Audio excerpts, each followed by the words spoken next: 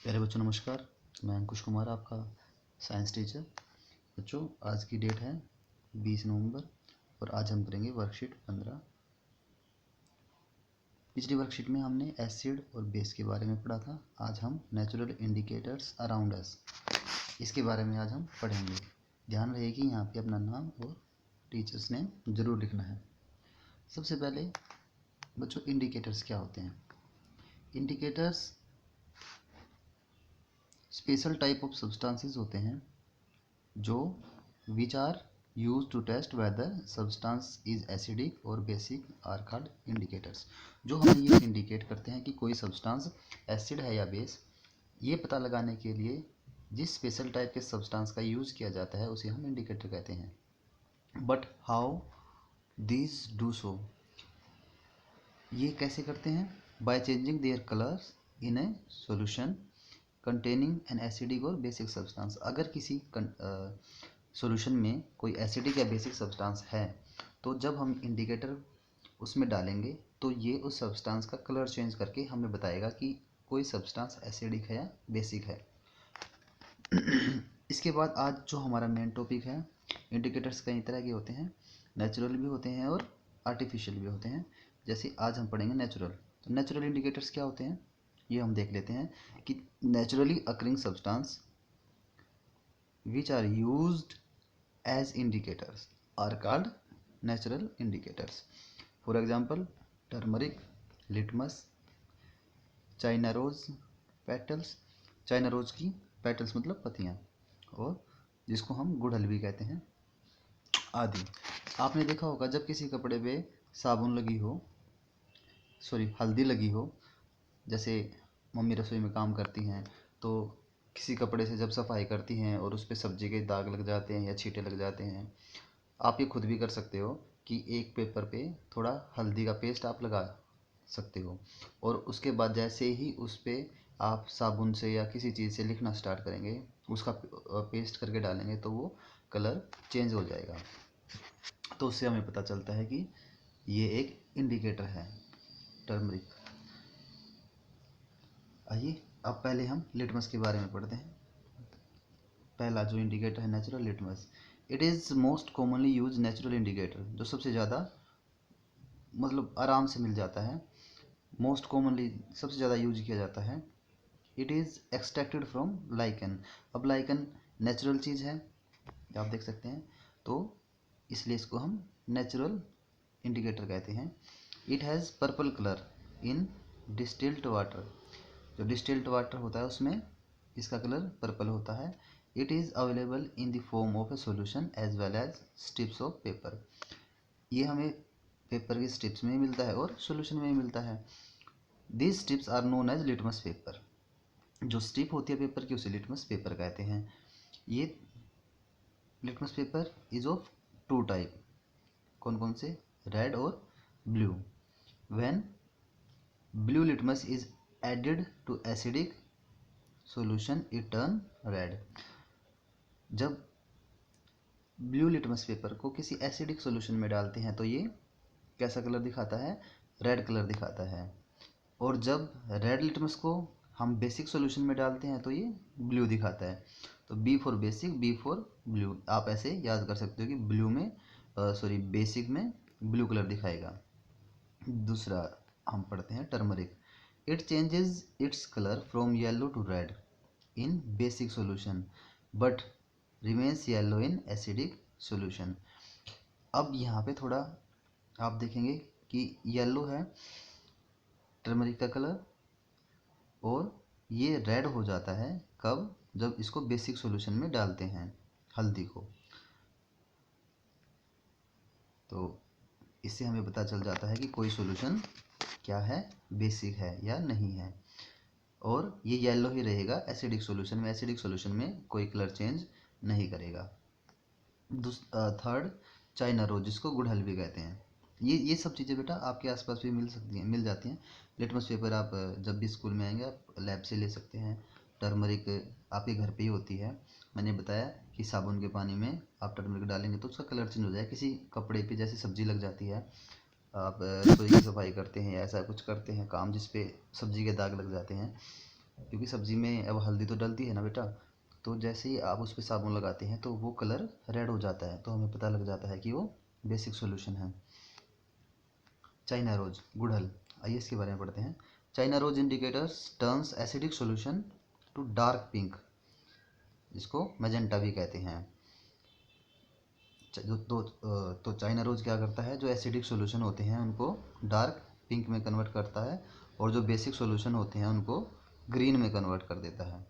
तो ये आपको ध्यान रखना है कि चाइना रोज जो एसिडिक सॉल्यूशन है उसको पिंक में करता है और बेसिक को ग्रीन में कर देता है। तो ये सब आज हमने लिटमस के बारे में, टर्मरिक के बारे में, चाइना रोज के बारे में पढ़ा कि ये नेचुरल इंडिकेटर्स होते हैं। आपके पेपर में बच्चा डायरेक्ट आता है, ये ऑप्शन आ जाते हैं कि which of the following is a natural indicator, आपको दे देंगे लिटमस दे दिया, इसके अलावा 3 चीज़ें और दे दी। तो आपको पता होना चाहिए कि कौन कौन से नेचुरल इंडिकेटर होते हैं, ताकि आप उनको बता सकें कि हाँ जी ये लिटमस पेपर नेचुरल है, टर्मरिक नेचुरल है, चाइना रोज नेचुरल है। तो ये पेपर में बहुत आसान आसान टॉपिक है, और इससे आप आराम से बहुत ज़्यादा नंबर आप ले सकते हो। तो इसमें बच्चों नंबर कटने की कोई संभावना नहीं होती, क्योंकि आपको डायरेक्ट बताना होता है।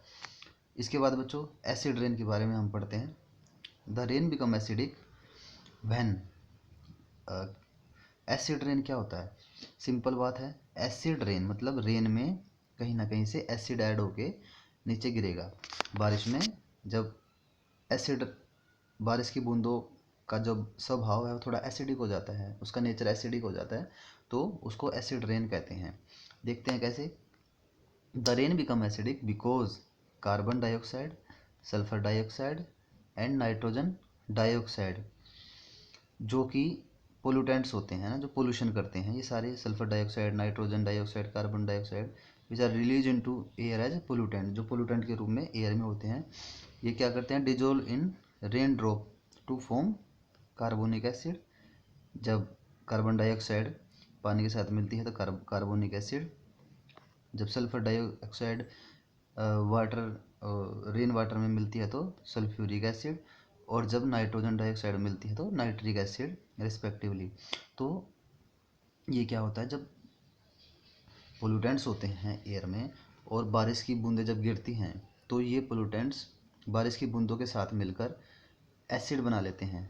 जैसे हमने बताया कार्बन डाइऑक्साइड अगर ज़्यादा होगी तो कार्बोनिक एसिड बनेगा, सल्फर डाइऑक्साइड ज़्यादा होगी तो सल्फ्यूरिक एसिड बनेगा, और नाइट्रोजन डाइऑक्साइड होगी तो नाइट्रिक एसिड बनेगा। तो इसे हम एसिड रेन कहते हैं। अब एसिड रेन के बारे में हम पढ़ रहे हैं तो इसका मतलब है कि इसके कुछ ना कुछ इफेक्ट भी होंगे। तो acid rain can cause damage to buildings. तो जो हमारी बिल्डिंग होती है, आपने पढ़ा होगा कि ताजमहल की जो सुंदरता है, पहले बहुत ज़्यादा सुंदर था ताजमहल, बट अब क्या हो चुका है, ताजमहल थोड़ा येलोइश हो चुका है, उसकी जो चमक है वो कम हो चुकी है, जो ग्लिटर उसमें होना चाहिए था वो थोड़ा कम हो चुका है। तो धीरे धीरे जो बिल्डिंग्स हैं उन पे इसका प्रभाव पड़ता है। हिस्टोरिकल मोनूमेंट्स, मैंने बताया प्लांट्स और एनिमल भी इससे बहुत ज़्यादा प्रभावित होते हैं। तो ये आज की हमने वर्कशीट की। आइए अब हम क्वेश्चन आंसर कर लेते हैं। तो पहला क्वेश्चन है what is a natural indicator. तो आप बहुत आसानी से देख सकते हैं, नेचुरल इंडिकेटर यहाँ पे लिखा हुआ है। तो नेचुरल इंडिकेटर में आप ये सारा लिख देंगे कि naturally occurring substance which are use to indicate use as indicators are called natural indicators. For example turmeric, litmus, corona, sorry China rose turmeric, litmus और चाइना रोज पेटल, आप इसको लिख सकते हैं। तो ये हमारा पहला आंसर हो गया, चाइना रोज। अब हम दूसरा करते हैं। China rose indicators turns basic solution to, किसमें, बेसिक सॉल्यूशन टू ग्रीन, यहाँ पे आप लिख देंगे ग्रीन। इससे आगे बढ़ा सेकंड का second part, turmeric change its colour from dash to dash in basic solution. तो बेसिक सॉल्यूशन में टर्मरिक चेंज इट्स कलर, कौन सा कलर होता है, येलो टू, इसमें बताइए, अरे भाई ये लिखा हुआ है turmeric yellow to red in basic solution. तो यहाँ येलो टू रेड आ जाएगा। नेक्स्ट क्वेश्चन बेटा, what changes do you observe on red litmus paper in acidic and basic. अब लिटमस पेपर के बारे में मैंने बताया था कि रेड लिटमस पेपर जब क्या करता है, रेड लिटमस पेपर बेसिक में ब्लू कलर देगा और एसिडिक में तो रेड ही रहेगा। ठीक है, तो ये आप लिख सकते हो। पहले का आ जाएगा acidic, red litmus paper in acidic it remains red, और बेसिक में आपने यहाँ पढ़ा है let added to basic it turns blue, तो आप ये लिख सकते हो। 3 main gases that cause acid rains are. Acid rain जो करती हैं 3 मेन गैसेस कौन सी होती हैं, ये देखो यहाँ पे हमने लिख देंगे। पहले में कार्बन डाइऑक्साइड, यहाँ पे देखिए बेटा कार्बन डाइऑक्साइड, दूसरे में सल्फर डाइऑक्साइड और तीसरे में नाइट्रोजन डाइऑक्साइड, ये आप इसमें लिख देंगे। तो ये बच्चों आज की वर्कशीट थी। उम्मीद करता हूँ कि आपको ये वर्कशीट अच्छे से समझ में आई होगी, आप इसको आराम से कर लेंगे। वर्कशीट के साथ साथ आप अपनी सेहत का भी ध्यान रखें, खूब अच्छे से खाना खाएं, जितना कम हो सके बाहर कम जाएं, ज़रूरत ज़्यादा हो तो ही बाहर जाएं, और घर पे रहें, स्वस्थ रहें, अपना ध्यान रखें, अपने परिवार का ध्यान रखें। उम्मीद करता हूँ कि आप इस वर्कशीट को करके और ग्रुप में डालेंगे। धन्यवाद प्यारे बच्चों।